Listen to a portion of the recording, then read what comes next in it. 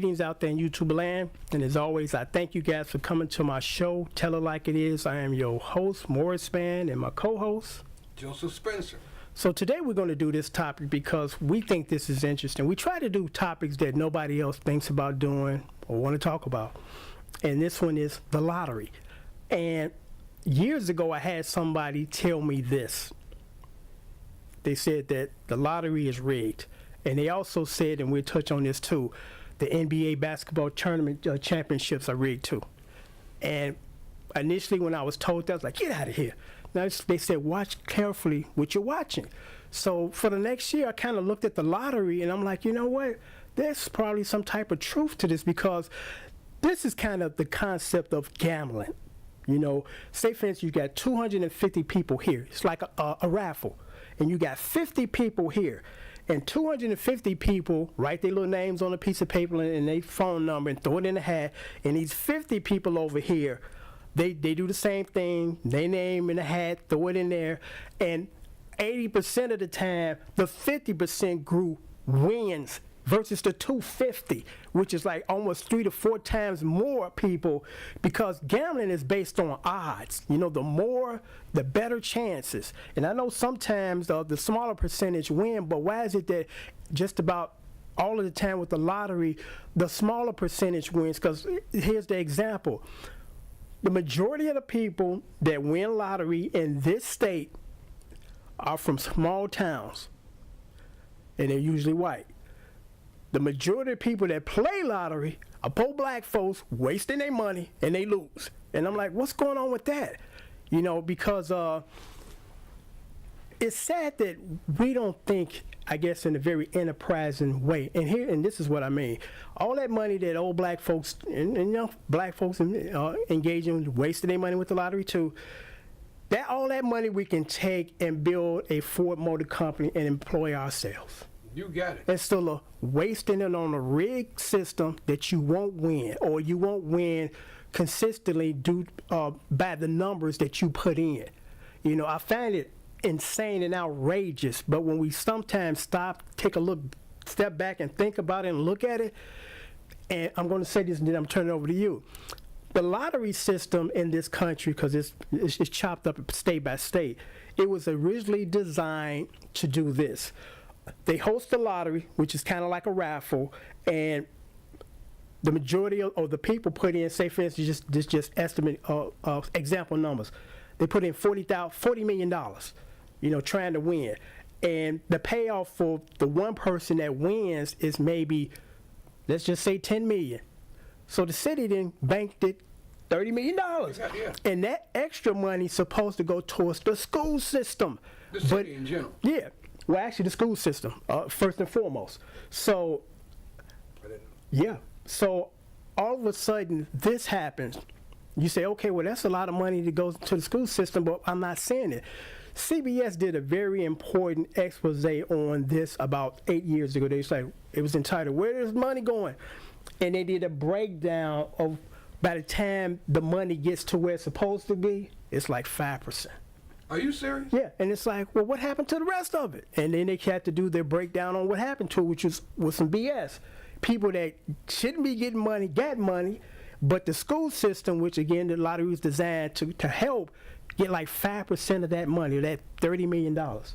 You know, so it's a scam. It is a scam from every aspect of it. When we decided to do this show about the lottery, just so happens a brother did win $2 million yesterday. Yeah, out of maybe 90 million. And my age group, you know, a lot of men in my age group are on pensions now from their job and stuff. And the average guy my age that I speak to in the lottery, because I quit playing the lottery, they're spending over $300 a week playing the lottery. There's some people that have set aside money that they need to pay their bills with on lottery, hoping that they're going to win. And, you know. Well, gambling addiction is a gambling addiction. Yeah. I figured it was part of it, too. But when you get in your 60s and you want to have some fun, you've been working 35 years and you want to do stuff. I understand that. I wanted to do this when I was 22, and if I had $30 million, I can go do this before I drop dead. But a lot of people are putting their monies into this lottery system and not getting any kind of return back off of it. I know people that have been playing for 20, 30 years, and they might have won $2,000 out of maybe $30,000 they spent. Yeah, it's That's true. not a wise investment. It's not a wise. No. And dreams and investments are two. Yeah, two different animals. Yeah. I've never spent a red dime on lottery because I knew as a teenager, I'm like, this is just a bogus ripoff, you know? People that know me say I'm cheap, and it really hurts me to lose my dollar. It really Yeah. does. And I know a dollar's no worth no more than 35, 40 cents, but you know. But it's your 35, 40 cents. I don't get no food out. And you don't want to give it away to nobody. It's like getting stuck up. Yeah. You know, so I stopped doing it. Some years ago, there was a wealthy older white woman who said she had spent $35,000 on the lottery, and she couldn't understand how come she hadn't won. And she had several shoe boxes of lottery tickets, and she showed it was some time ago. I saw this on TV, you know. But And here's an interesting story, if I can interject. The first lottery that was set up was in New York City, Was it? and then all of the other states followed suit. And the very first quote unquote millionaire of the New York State Lottery was a black gentleman by the name of Curtis Sharp. Okay. And I remember Curtis because he used to wear those cool Dobbs. And Curtis won $10 million. And in less than 10 years, they checked back in on Curtis. Curtis was broke. broke. And you ask yourself, how the hell did you spend up $10 million and go back to being broke? And here is the answer to that question. Most of us, and unfortunately most black people, lot of Cadillacs. we have not been, you're right, that was the first thing he bought. Matter of fact, he bought 2 of them. We have not been, I guess, educated to invest money. Only thing we know how to do with money is fill in the blank, Joe. Spend it. There you go. Be That's it. consumers. You know, and there's nothing wrong with spending it, but you know, you want to put some to the side because the interest, at least back then, I don't know what it is now. The interest on $1 million, if you put it in a high marketed bank, is $100,000. Yeah, Now, 10 can't you live off $100,000 I can live a off year? $100,000 I can. actually. You know, Joe can. I So, really can. I really yeah. could. So Please, instead of please. instead of taking that money, just spend it and then playing millionaire, put that money in the bank, live off the Just interest. let it sit there. That's Yeah. all you got to do. Once you get yourself a $4 million home, which is Yeah, ridiculous in yeah. itself, Right. You can still, you know, you know, you got to. yeah, because you know you want to put yourself in a nice place in a nice area if you get that kind of money. But that's just an example, unfortunately, that we have not, as black people, been taught to finance our money, or should I say, to make our money grow. We just been taught to spend it. To spend it. And we look, spend it well. United States is based on consumers. Yeah, yeah. You know, maybe be white, black, green, but our people are it seems to be, you know, a systemic thing. We don't know. Yeah, I mean, we're not accustomed to that. Some of us, and some are. When you buy a Rolls Royce, you gotta have to have money Yeah. to keep it up. The upkeep, right? To put it in the garage, Yeah. right? You know, It's not like everything that's Ford, high right. end has to stay high Right, end. yeah. The repairs on the Rolls Royce or Yeah. Bentley is expensive. You can't go to the guy in the alley and down the street, hook me up and put that carburetor in there. You can't do that. I had a friend, a wealthy person in my life. She was a good friend. She was older than me. We sit around and talk. She liked me for some reason or another. I asked her why she didn't drive. And I know she was rich. I never seen her. I just, from her surroundings, knew she was rich. She says, well, Joe, driving is a liability. It can be in some instances. You know, and she explained to me, you know, if I hire a car and get in a wreck, I can just hire another car, go about my business. You know, but if I'm driving, this is insurance, and they're gonna sue me for more money because I got $1 trillion already. You know, so black people don't know anything about that. You know? No, but let's move on quickly to the other topic as far as the NBA. Now, my sport is baseball. I love baseball, and I follow it. But lately, I've been following, I guess, basketball since Jordan, you know, was with the Bulls, and from that point on, I kind of followed the Bears. I mean, the Man could Bulls. fly. He actually could fly. Yeah, yeah. You know, Jordan was awesome. So, Superman is black. So somebody told me this years ago, and you know I didn't believe it, but I'm like, as I watch now, and I'm looking for something, because when sometimes you look at things and you're not looking for something, you miss it.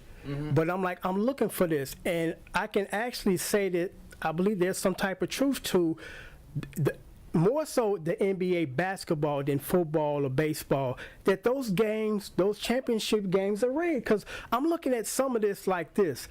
the team get together with the other team and just annihilate them. Just mop the floor with them. The next game, they can't buy a basket. It's like the intensity just fell off, and it's like we supposed to keep this, at high octane, because this is the championship, baby. This is what we worked for the entire season. So let's bring it. But I'm noticing, and it ain't just with one, two sets of group of teams.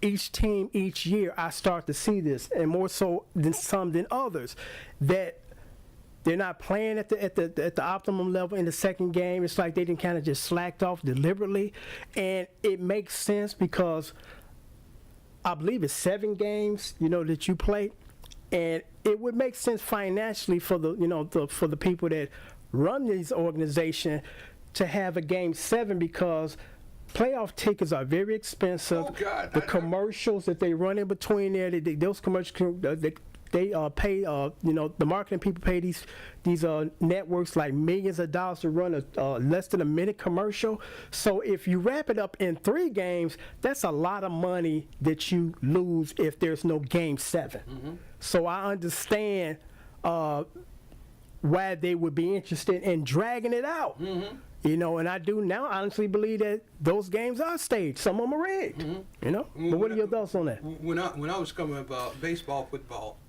and basketball was a poor person's thing because you could take your whole family down. Yeah. Now if you got 4 or 5 sons, you take them, a couple of girls, you take them to a basketball game.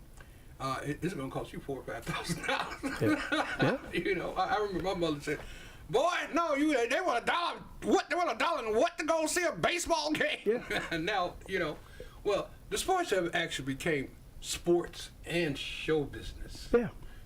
And a lot of money made. A lot of money made. So if you get that competition going and this team wins so X amount of game, you keep it going. Keep it going. You got 10 million fans all hyped up in front of the TVs. Yep. Drinking beer and because they, and eating and screaming, and they're gonna get it next time. They're gonna get it next time. Like he said, it's too up and down. And I know, basketball sports people, their bodies get tight. Yeah. Because they got a lot of stress. So one day is gonna be better than another. Absolutely. And no 2 days would be the same. No 2 days. But I just see an extreme fall off from the game before. It's not even close. It's like they blowing shots. They just loafing down the lanes, and it's like they deliberately trying to let the other team catch up and win. Yeah, well, it's just like high school ball. When you win a game, you go out and party. And some of these guys, they're doing more than just drinking. Yeah. You got the women, you got that. So next day you go and practice and you burn out a little bit. And you got team spirit, But on that note, we're going to sign off because we just wanted to kind of touch on that. So as always, I thank you guys for coming to my channel. Again, my name is Morris Mann, your host, my co-host. Joseph Spencer. And remember that sports is now entertainment. Yeah, it's big entertainment. So on that note, we're signing off. I'm ready for love. I'm ready for love. Are you ready for me? I'm ready for love.